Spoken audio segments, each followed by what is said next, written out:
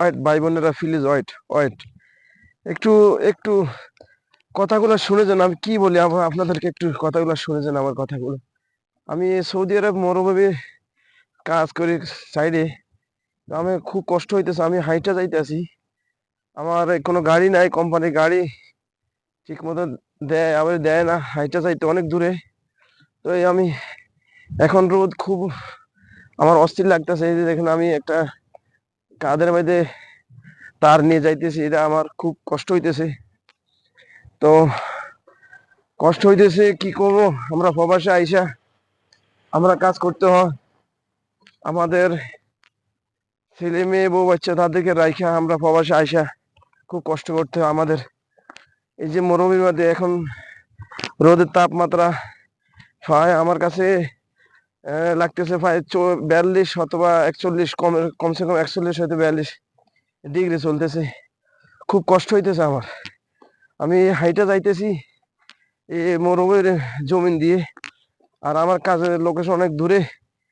এই তো আমি অনেক কষ্ট করতেছি প্রবাসে আইসা।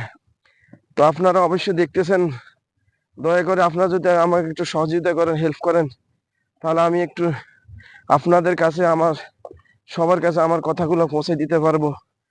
যদি আপনারা আমাকে একটু হেল্প করেন, আমি আমার দয়া করে আপনারা মনে কষ্ট না নিলে আমার একটু একটা সেকেন্ড লাগবে আপনাদের, জাস্ট একটু আঙ্গুলির দ্বারা আমার এই চ্যানেলটা একটু সাবস্ক্রাইব করে দিবেন। আমি আশাবাদী আপনারা সবাই, আমার হিন্দু ভাইয়েরা, মুসলমান ভাইয়েরা, বৌদ্ধ ভাইয়েরা, খ্রিস্টান ভাইয়েরা, যে যে থেকে আমার এই ভিডিওটা দেখতেছেন, মেহরবানি করে সকলে মনে কষ্ট না নিয়ে, অহংকার না নিয়ে আমার এই ভিডিওটা সবার মাঝে ছড়িয়ে দেন। আমরা প্রবাসে আইসা কত কষ্ট না করি, আমাদের খুব কষ্ট হয়, আমরা খুব কষ্ট করি।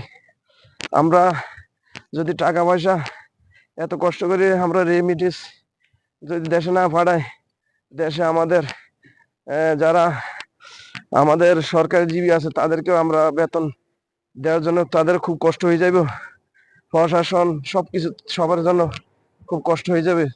তো অবশ্যই আমার এই ভিডিওটা আপনারা সবার কাছে পৌঁছায় দিবেন। আমরা যে প্রবাসে থাকি কত কষ্ট করি, যে আমি হাইটা যাইতেছি, রোদে খুব চাপ লাগতেছে আমার কাছে। দয়া করে মেহরবানি করে, দয়া করে ভাই বোনেরা, হিন্দু ভাই, মুসলমান ভাইরা, সবাই ধর্ম নির্বিশেষে আমার চ্যানেলটা একটু আপনারা সাবস্ক্রাইব করে দিন। দিলে আমি সবার কাছে আমার কথাগুলো পৌঁছে দিতে পারবো, যে আমরা কত কষ্টে আছি প্রবাসে, আমরা কত কষ্ট করে টাকা পয়সা আমরা দেশে পাঠাই।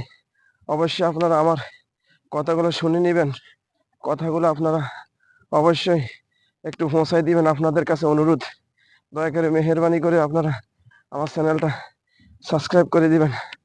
ওকে।